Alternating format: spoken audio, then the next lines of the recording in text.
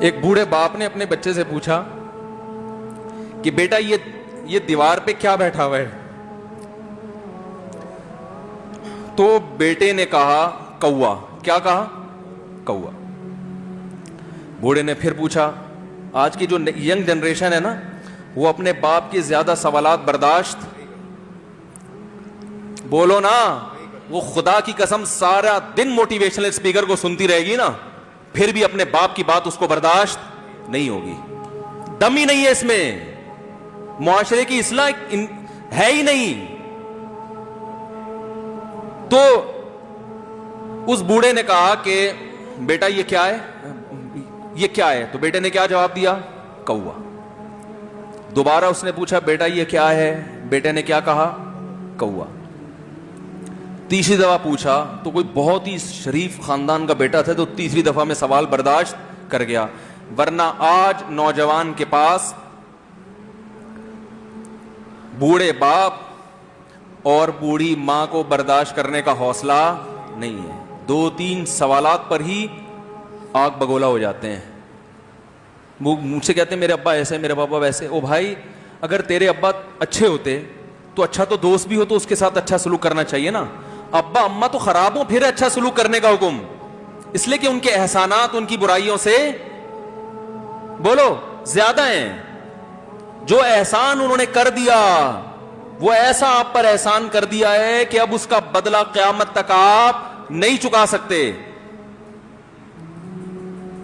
تو وہ باپ نے دوبارہ پوچھا, تیسری دفعہ پوچھا یہ کیا ہے؟ تو بیٹے نے کہا کیا ایک سوال کی پخ لگا کے رکھی ہوئی, کچھ اور کام کر لو ابا, بار بار ایک ہی سوال ریپیٹ کر رہے ہو. تو باپ کو اپنا زمانہ یاد آیا. اس نے کہا بیٹا جب تو چھوٹا تھا نا, تو نے 20 مرتبہ مجھ سے پوچھا تھا کہ ابو یہ 20 مرتبہ پوچھا تھا, اور میں ایک دفعہ بھی میں نے جھنجھلا کے جواب بولو نہیں دیا تھا. تو چونکہ بچہ بھول جاتا ہے کہ میری ماں نے میرے لیے کیا کیا, اور خود ماں بھی بھول جاتی ہے, حقیقت تو یہ ہے, باپ بھی بھول جاتا ہے کہ میں نے اپنی اولاد کے لیے کیا کیا. اللہ چونکہ یاد رکھتا ہے اس لیے اس نے قرآن میں بار بار ماں باپ کو بیان کیا ہے, بہت زیادہ بہت زیادہ. وَوَصَّيْنَا الْإِنسَانَ, فرمایا آرڈر نہیں دے رہا, حکم نہیں دے رہا, وصیت کر رہا ہوں. جیسے کوئی مرتے ہوئے دنیا سے جاتا ہے نا, ایسے وصیت کر رہا ہوں, حکم نہیں. وصیت حکم سے بڑھ کر چیز ہے کہ ان کو نہیں بھولنا ہے, تم نے ان کو نہیں بھولنا ہے. تو میرے لیے سب سے مشکل جو ٹاپک ہے نا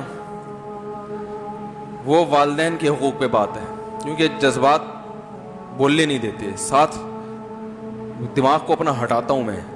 جو آج کل والدین کے ساتھ ہو رہا ہے, اپنی بیوی کو دیکھا کرو یار, کیسے پالتی ہے, کیسے پالتی ہے بچوں کو آپ کے, دیکھا کرو کیسے صبح صبح ان کے کپڑے استری کر رہی ہوگی, کیسے محبت سے ناشتہ بنا رہی ہوگی, کیسے محبت سے وین میں بٹھا رہی ہوگی. عورت کسی کے لیے بھی منافقت رکھ سکتی ہے, کسی سے بھی دشمنی رکھ سکتی ہے. اولاد کے لیے ماں سے بڑا تحفہ بولو, اولاد کے ساتھ کبھی بھی برا نہیں سوچتی ہو. ایسا اللہ نے اس پر احسان کیا, آج وہ برداشت نہیں ہو رہی. کمبخت مرنے کے بعد غسل نہیں دے رہے ہوتے اس کو.